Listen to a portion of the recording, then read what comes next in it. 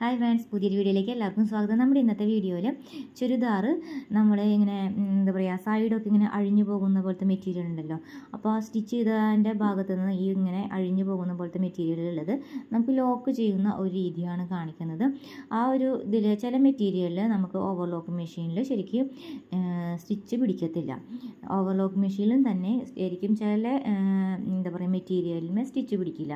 വളരെ നേരിയ കനം കുറഞ്ഞ പോലത്തെ മെറ്റീരിയലിലൊക്കെ സ്റ്റിച്ച് പിടിക്കാൻ ഇത്തിരി പാടാണ്. അപ്പോൾ നമ്മൾ ചെയ്തെടുക്കുന്ന ആ ഒരു ഐഡിയ ആണ് നമ്മൾ ഇന്നത്തെ വീഡിയോയിൽ കാണിച്ചു തരാൻ പോകുന്നത്. അപ്പോൾ തുടക്കക്കാരായ ആളുകൾക്ക് എല്ലാവർക്കും വളരെ യൂസ്ഫുള്ളായിരിക്കും നമ്മൾ ചെയ്യുന്ന ആ ഒരു ഐഡിയ. പിന്നെ സ്ലീവിൻ്റെ ഭാഗത്തൊക്കെ ചെയ്യുമ്പോൾ ഒരു ട്രിക്ക് യൂസ് ചെയ്യണം, അപ്പോഴാണ് നമുക്കത് ചെയ്യാൻ പറ്റാം. അപ്പോൾ വീഡിയോയിലേക്ക് സ്വാഗതം. അപ്പോൾ നമ്മൾ ഇതുപോലെ ഒരു ന്യൂസ് പേപ്പർ എടുക്കുന്നുണ്ട്.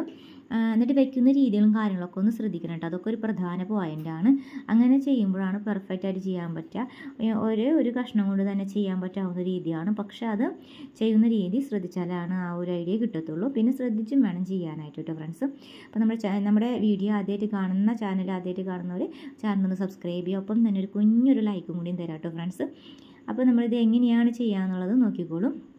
ഇതുപോലെ സ്ലീവ് ഉള്ളിലോട്ട് ഇങ്ങനെ കടത്തി വയ്ക്കുക. ഓക്കെ, ഉൾസൈഡിലോട്ട് നല്ല വശത്തിലോട്ട് ഇതുപോലെ ആക്കിയിട്ട് കയറ്റി വെച്ചു. ഓക്കെ, എന്നിട്ട് പുറത്തെ എന്താ പറയുക നല്ല വശത്തിലേക്കാണ് ഉള്ളിലേക്ക് കടത്തി വെച്ചത് കേട്ടോ ഫ്രണ്ട്സ്.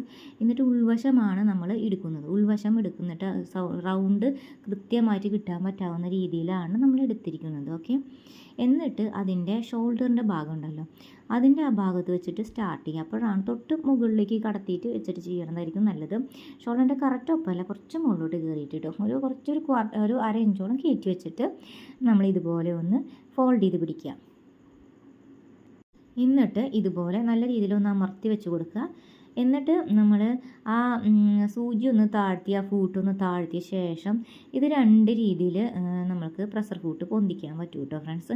അപ്പോൾ നമ്മൾ സൂചി താഴ്ത്തിയ ശേഷം ആ ഒരു നൂലതിനകത്തേക്ക് കൂടി ഇട്ടിട്ടില്ല. അപ്പോൾ ആ ഭാഗം ഒന്ന് പെടലൊന്ന് അമർത്തി കൊടുത്താൽ മതി. താഴേക്ക് അമർത്തി കൊടുത്താൽ നമുക്കത് ചെയ്യാൻ പറ്റും. മാത്രമല്ല വലത്തെ ഭാഗത്തേക്ക് റിങ് തിരിക്കണം. ഓക്കെ, അങ്ങനെ ചെയ്താൽ മതി. വലത്തോട്ട് ഭാഗത്തേക്കാണ് റിങ് തിരിക്കുക.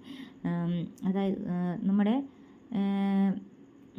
എന്താ പറയുക, റൈറ്റിലോട്ട് വരുന്ന ഭാഗത്തിലായിട്ടാണ് നമ്മൾ തിരിക്കേണ്ടത് കേട്ടോ ഫ്രണ്ട്സ്.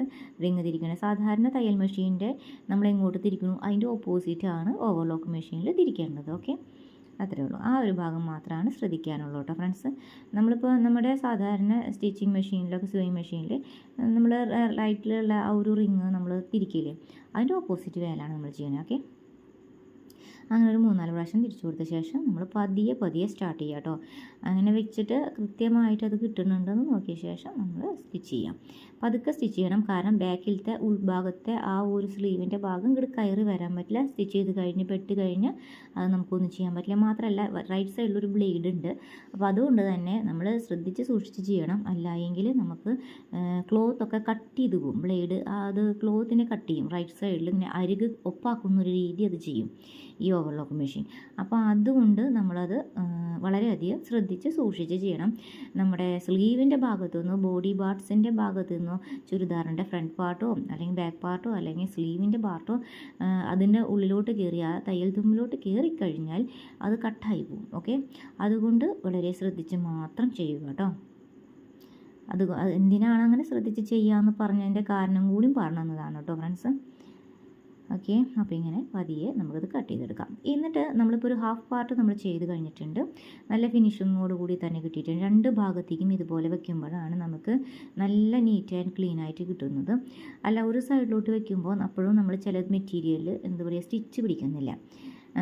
ഓവർലോക്ക് മെഷീൻ ഒരുവിധം തുണിയിലൊക്കെ പിടിക്കുന്നുണ്ട്. ചില മെറ്റീരിയൽ വളരെ തിന്നായ മെറ്റീരിയലിൽ സ്റ്റിച്ച് പിടിക്കാൻ ഇത്തിരി പ്രയാസമുണ്ട്. അല്ലെങ്കിൽ സൂചി ചിലപ്പം മാറ്റിയിടേണ്ട ടൈം ആവാറായിട്ടുണ്ടായിരിക്കും. ചിലപ്പോൾ അതായിരിക്കാം. നമ്മളിത് വാങ്ങിച്ചിട്ട് കുറേ കാലമായിട്ട് സൂചി മാറ്റിയിട്ടിട്ടില്ല കേട്ടോ ഫ്രണ്ട്സ്, അതുകൊണ്ടായിരിക്കാം ഉപയോഗിക്കുന്നതിൻ്റെ. പക്ഷേ സൂചിക്ക് അങ്ങനെ കംപ്ലൈൻ്റ് ഒന്നും തോന്നിയില്ല. കണ്ടിട്ട് ഷാർപ്പല്ലാത്ത പോലെ ഒന്നും തോന്നിയില്ല. അപ്പം മറ്റുള്ള ചില ഒരുവിധ ഡ്രസ്സുകളിലും പറ്റുന്നുണ്ട് എന്നുള്ളത് കൊണ്ട് നമ്മളത് മാറ്റിയിടുന്നില്ല. അപ്പോൾ ഈ ക്ലോത്തിൻ്റെ മെറ്റീരിയലിൽ ചിലതൊക്കെ പറ്റാത്തത് കൊണ്ട് സ്റ്റിച്ച് പിടിക്കാത്തിരി പ്രയാസമുള്ളത് കൊണ്ടാണ് നമ്മൾ ഈ ഒരു സൂത്രപരിപാടി ചെയ്യണം കേട്ടോ ഫ്രണ്ട്സ്.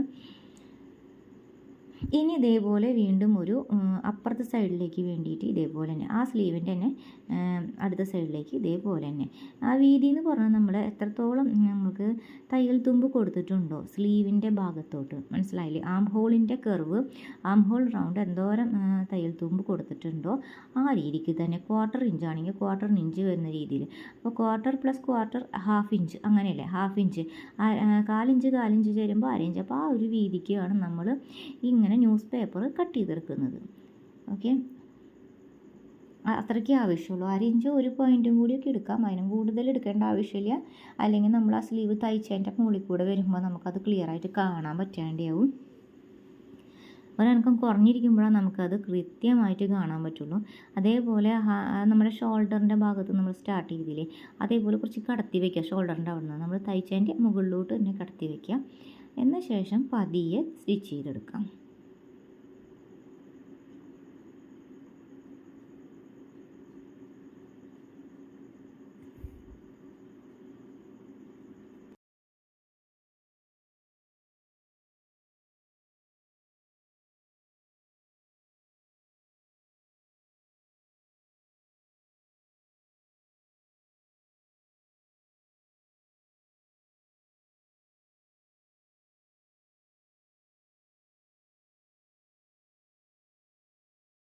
ഇനി ഒരു പ്രധാന ടിപ്പ് പറഞ്ഞുതരാം കേട്ടോ അടുത്തതായിട്ട്.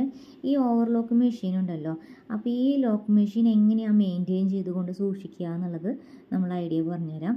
നമ്മളത് ഓയിലിട്ടിട്ടാണ് സൂക്ഷിക്കുന്നത്. അതായത് നമ്മൾ ചിലപ്പോൾ ടേബിളും ഇടയ്ക്ക് നമ്മൾ ചെറിയ രീതിയിൽ ഓയിലിടും, പക്ഷേ നേരിയ രീതിയിലാണ് തുടച്ചെടുക്കും. അതുപോലെ തന്നെ എല്ലാ പാർട്സിലും ചെറുതായിട്ട് ഓയിലിട്ടിട്ട് തുടച്ചെടുക്കും. മാത്രമല്ല അത് എവിടെയും ശരിക്കും ഓയിൽ കൊടുക്കേണ്ടതെന്ന് കൂടി പറഞ്ഞുതരാം കേട്ടോ. ചെറുതായിട്ട് ഓയിലിട്ട് തുടച്ചെടുക്കും. അത് പോരാഞ്ഞിട്ട് നമ്മൾ ശരിയായ രീതിയിൽ ഓയിലിടുക എന്ന് പറഞ്ഞിട്ടുണ്ടെങ്കിൽ നമ്മളിങ്ങനെ അനങ്ങുന്ന ഭാഗമുണ്ടല്ലോ, മൂവ് ചെയ്യുന്ന ഭാഗങ്ങൾ, ജസ്റ്റ് ആ റിങ് ഒന്ന് നമ്മൾ റൗണ്ട് ചെയ്തുകൊണ്ടിരിക്കുമ്പോൾ നമുക്ക് ഏതൊക്കെ ഭാഗങ്ങളിൽ ഇങ്ങനെ അനക്കം വരുന്നുണ്ട്, മൂവിങ് വരുന്നുണ്ടോ എന്ന് നോക്കുക, ചെക്ക് ചെയ്യുക. ആ മൂവിങ് വരുന്ന എല്ലാ പാർട്സിലും നമ്മൾ ഓയിലിങ് ചെയ്തിരിക്കണം. അങ്ങനെയാണെങ്കിൽ അവിടെ മാത്രമേ ശരിക്കും, ഇടയ്ക്കൊക്കെ പൊടിയാകുമ്പോൾ മാത്രം ജസ്റ്റ് ഒന്ന് ഓയിലിട്ട് തുടച്ചെടുത്താൽ മതി. ബാക്കി ഇങ്ങനെ ചെയ്താൽ മതി. മെയിനായിട്ട് ആ മൂവിങ് ഉള്ള ഭാഗങ്ങളിൽ മാത്രം ഓയിൽ കൊടുക്കുക കേട്ടോ ഫ്രണ്ട്സ്. അപ്പോൾ അതാണ് അതിൻ്റെ ആ ഒരു പ്രധാന ടിപ്പ്. എന്നിട്ട് ഇതുപോലെ പേപ്പറൊക്കെ കീറിക്കളയുക. അപ്പോൾ ഇത്രയുള്ള വീഡിയോ ഫ്രണ്ട്സ്. അപ്പോൾ ഈ വീഡിയോ എല്ലാവർക്കും യൂസ്ഫുള്ളായെന്ന് വിശ്വസിക്കുന്നു. വീഡിയോ ഇഷ്ടമായി എല്ലാവരും ലൈക്ക് ചെയ്യണം, സബ്സ്ക്രൈബ് ചെയ്യണം, ഷെയർ ചെയ്യണം. Thanks for watching. Bye, see U.